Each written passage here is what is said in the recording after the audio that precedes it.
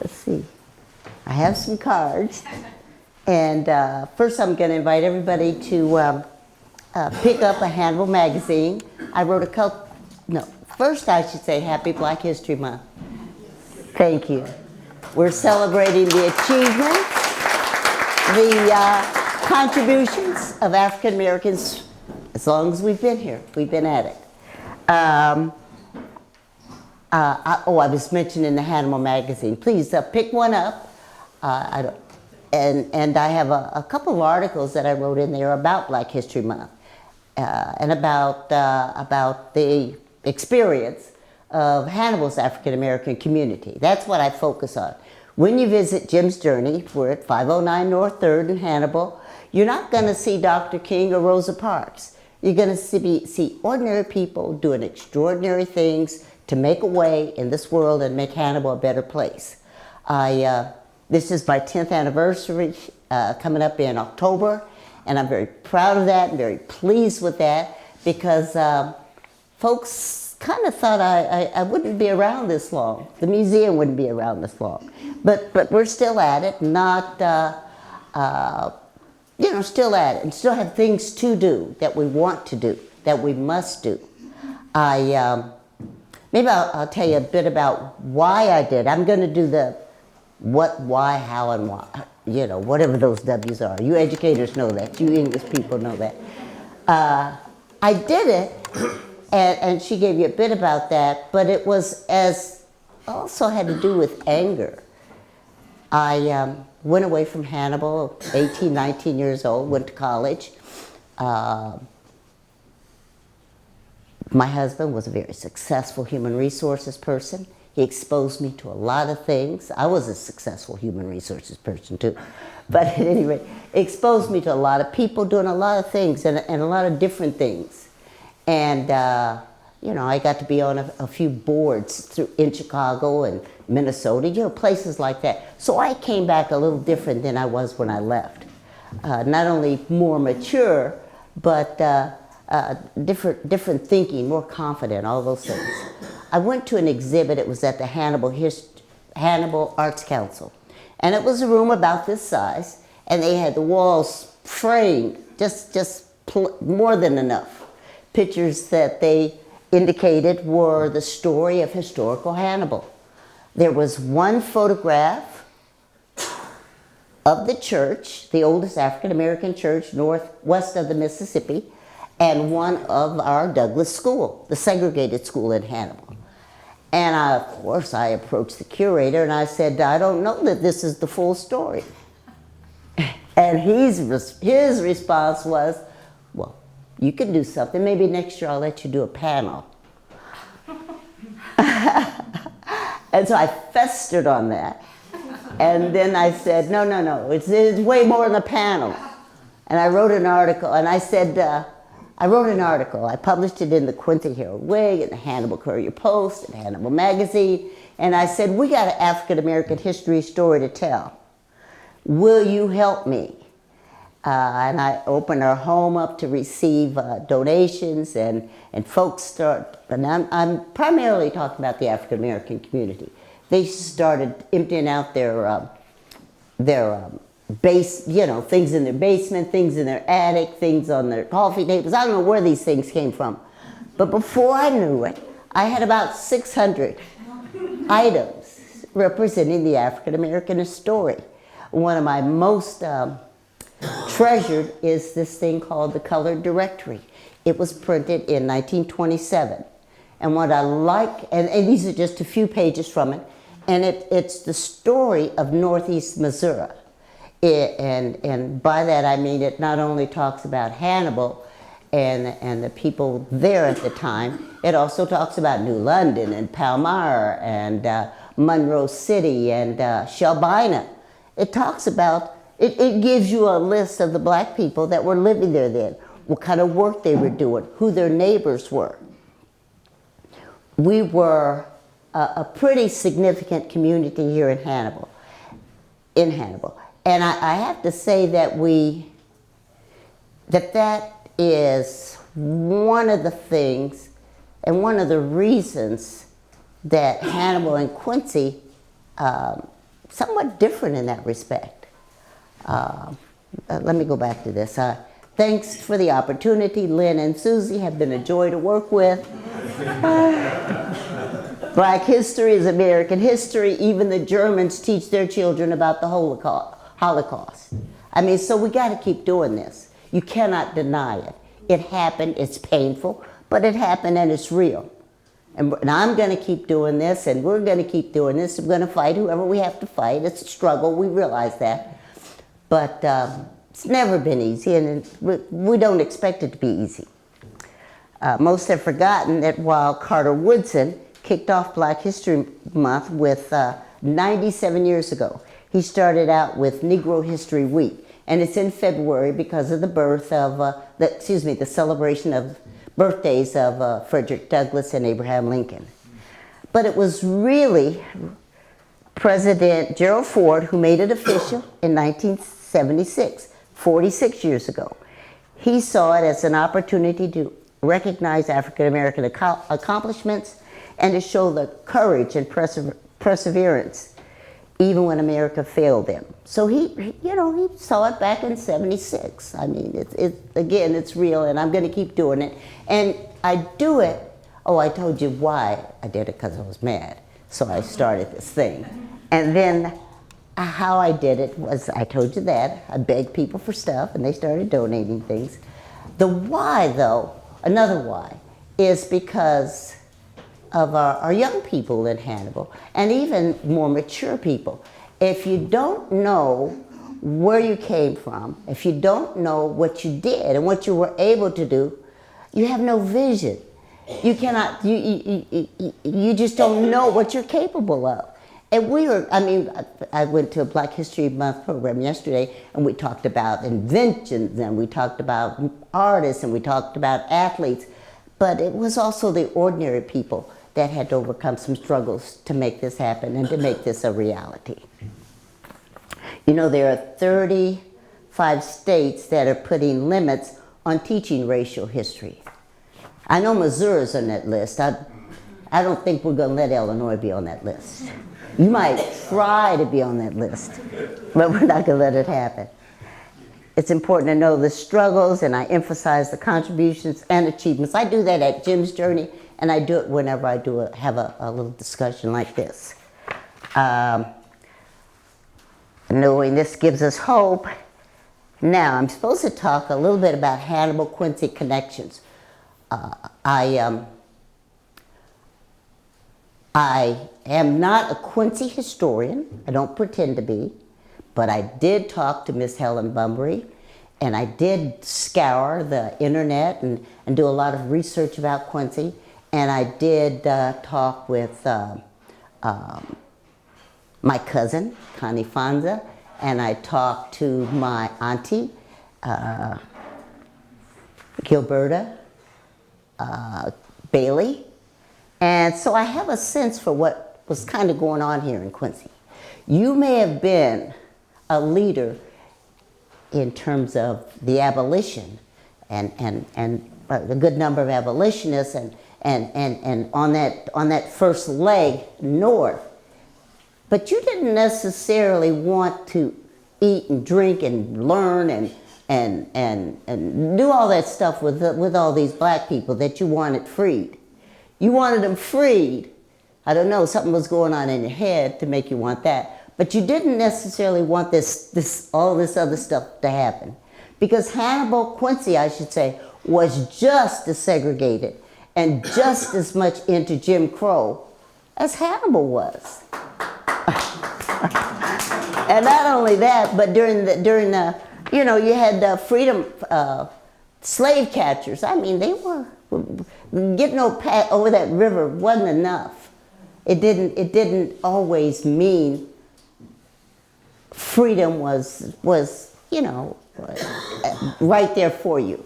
And by the way, I should say this, emancipation, freedom, it wasn't, I mean, we all craved it. But 4 million enslaved people were emancipated.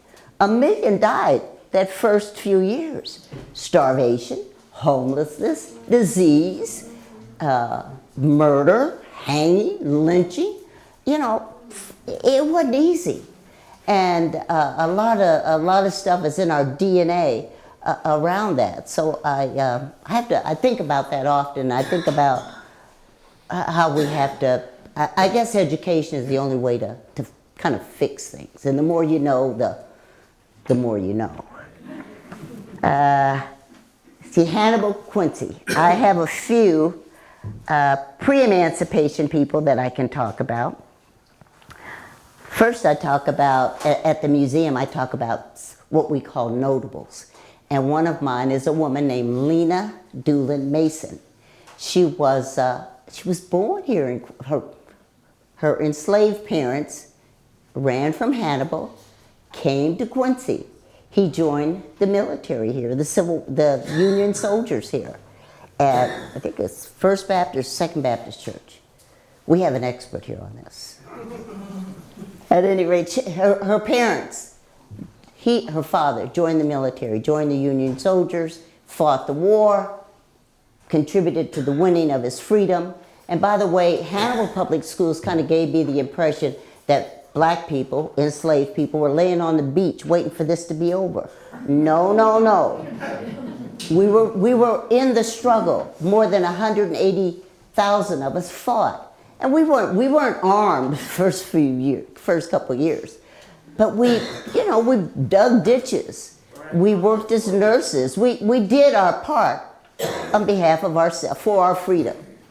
So I have to sometimes remind people of that. And I don't know about your education system, but that's what I kind of got the sense for at Hannibal Public School, Hannibal High School. At any rate, Lena, once the war was over, they went back to Hannibal. And her parents lived there until they died. And Lena married and had 4 or 5 children.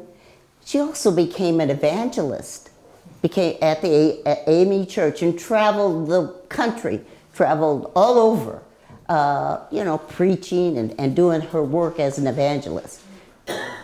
In her spare time, she was a poet. And you can check her out. Her name is Lena Mason. So this is in the 1800s. I told you she was born in 63. So this is one of the early poets. She's right there with Phyllis Wheatley and, those older than that. But at any rate, you can learn about Lena Mason, and that's one of the Hannibal Quincy connections. Another one that I think about when I think about post-emancipation, I think about the excursions. I read about excursions these are, I guess, steamboats that went between Hannibal and Quincy. And even there was a segregated boat, and sometimes we, black people, would come together and they'd take a river excursion. Well, one of those, there was a fight, and 4 black men were arrested when a sheriff who came to break up the fight, he died. He was murdered. But there was a lynching as a result of that. He could have had a trial. They could have done all those kinds of things. But instead, these people were lynched in 1898, and I have their names, and they're buried here in Missouri. But they were doing that excursion thing, going back and forth. And then I can also talk about the migration. Quincy's larger, and I suspect people thought there were more opportunities here. They didn't, you're coming from a slave state, you think, oh, I'll go across. Now I can finally go to Quincy if I want to. I can go to Illinois. I can go wherever I want. So some folks came to Quincy, and with the illusion of less racial bias and more opportunities. I don't know that was so, because Quincy launched the first anti-slavery society in Illinois in 1835, and a number of residents played an important role in that. But the migration, we ran smack into Jim Crow, not just a Southern phenomenon.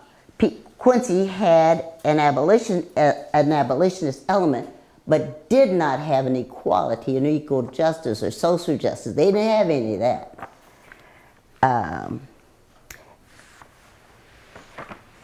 Jim Crow, you know, there's kind of a thinking that it's about water fountains and, you know, maybe education, maybe hotels.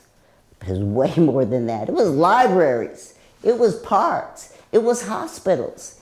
It was, you know, the side of the street you walked on. It was, you know, and what Quincy and Hannibal have in common is that it was more insidious in that there were no signs. But your parents taught you, this is what white folks want to see, this is how you behave, and this is how you stay out of trouble. I read an article, in fact, it's the library, one of my friends sent it to me, a Quincy person sent it to me, and it's about segregated Quincy. And a man named Mr. Kreider talked about drinking at he was working at the Lincoln Douglas Hotel, and he looked around and thought it was safe to get a drink of water. Well, no, it wasn't safe. Somebody spotted him, his boss, and he knew he could get fired. He knew that he was taking a risk, but he took it anyway, and he got the drink, and he got reprimanded, and that was kind of the end of his story. But Quincy was, you know, Cab Calloway, all those famous musicians and entertainers, they visited Quincy. But black people, I know this place called the Casino Ballroom. They had a basement that black people were supposed to sit and go to. And upstairs, white folks got to enjoy Cab Calloway.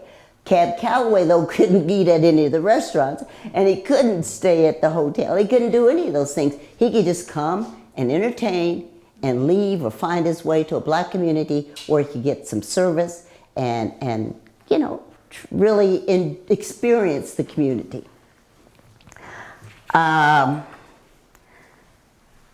Even those with the best intentions sometimes fail. That's kind of my point there. I talk about Quincy was, I have a couple that I talk about at Jim's Journey.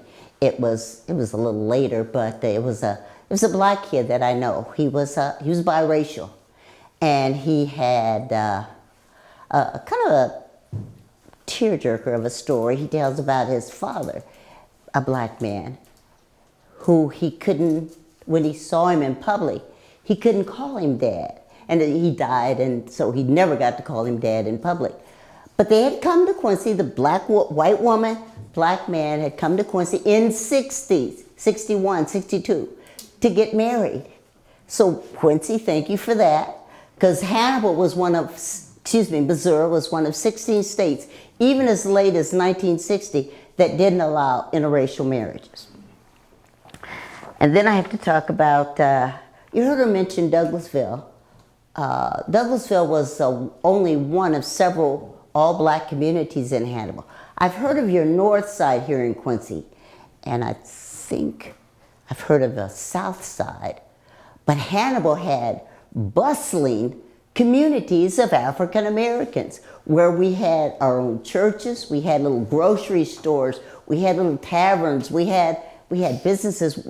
We did all of that. This is just a short list of, well, as far as my research goes, this is a list of some of the businesses in Hannibal from about 1920 to about 1980, 85, when one of our business districts was the Wedge.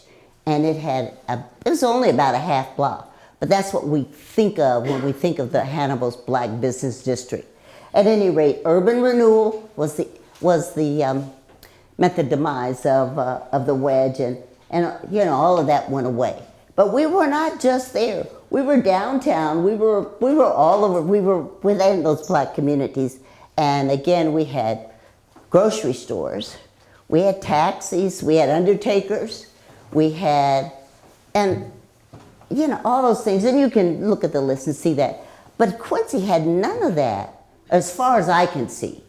You didn't have a lot of, we had 15 restaurants. I mean, you know, through the years. But I haven't heard, I talked to Helen about this, and I talked to Connie about this, And you didn't have that. Now, what you did have that Hannibal didn't have, and I was kind of surprised by this, we went to a segregated school up until 57. I integrated our elementary school in 59. The high school integrated in 54, 55.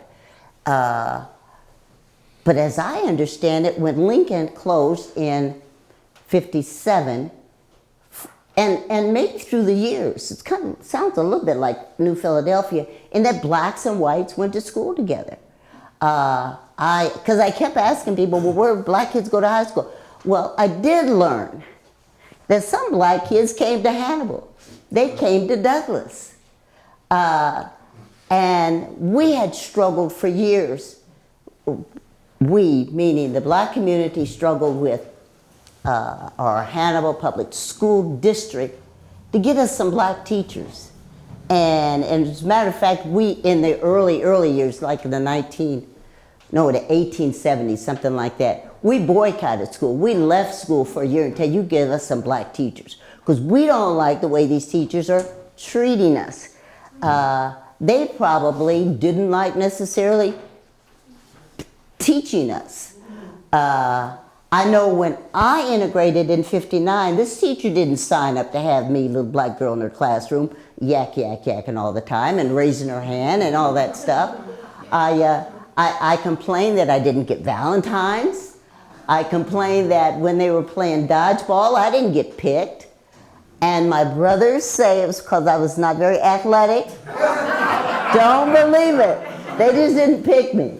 At any rate, integration, you know, that's kind of our story.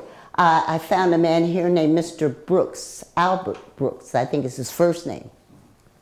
He was one of those that his parents decided that he and his brother would come to Douglas to be educated.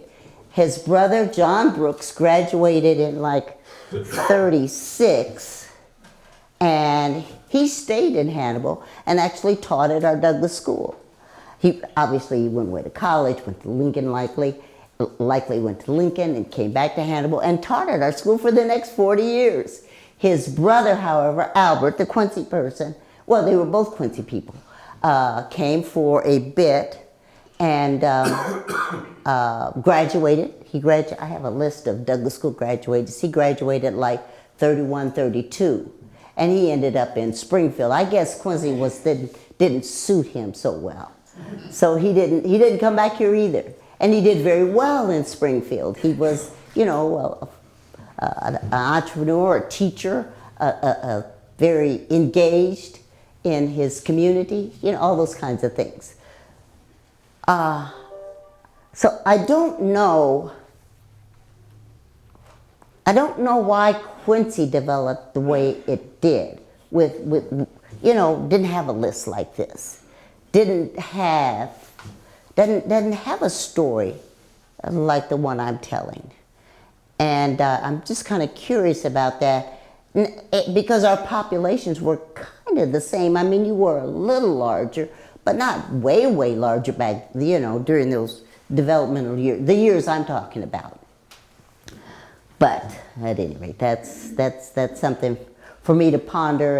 And in conclusion, wait a minute, let me see if I want to do that. Not best for 1930 black kids. Hannibal marriages, I told you about that. Interracial marriage. Oh, and Poro, Annie Malone. Yay, what a beautiful story that is. And I have to talk about her husband, who was a principal at Lincoln, your elementary school, and he did quite well with that. He didn't do so well in his marriage because he wanted to take over the business. So she didn't stay married to him for very long. He came back to Quincy. I don't know what he was doing here, but he came back, and I know I believe he died here. I have that information here, but I believe he died here. And that's Arthur Malone, Annie's husband.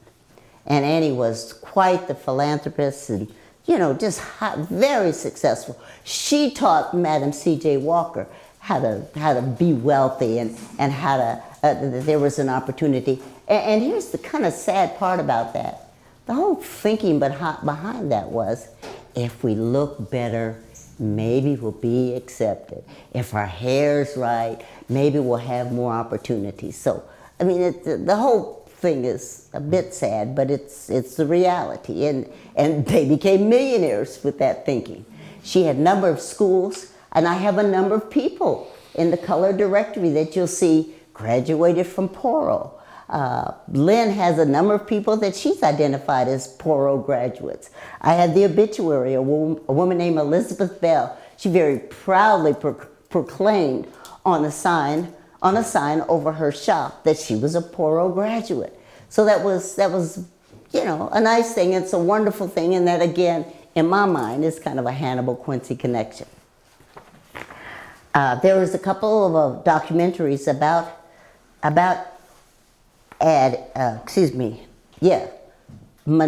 Malone, about her on Netflix, so you can check those out. I did also find, and this is interesting, I'm going to tie this to Hannibal a little bit. She became an honorary member of a sorority called the Zetas. It's about 100,000 strong. It's one of the Divine Nine, we call them. And those are sororities, fraternities. It's a bit like the Masons in that we did way more than party and picnic.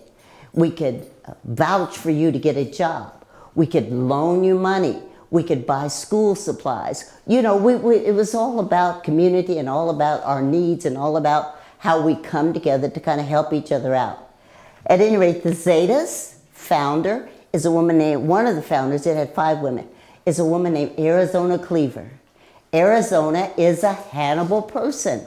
She grew up in Douglasville, the same little community I grew up in, graduated from Douglas School, came back, went to Howard, that's where she founded the Zetas, came back to Hannibal, where she was an assistant principal and taught there for a few years, and then decided it was time to go, and so she left and married a man in Philadelphia and may or may not have ever looked back. But at any rate, Annie is an honorary Zeta and an honorary Howard graduate.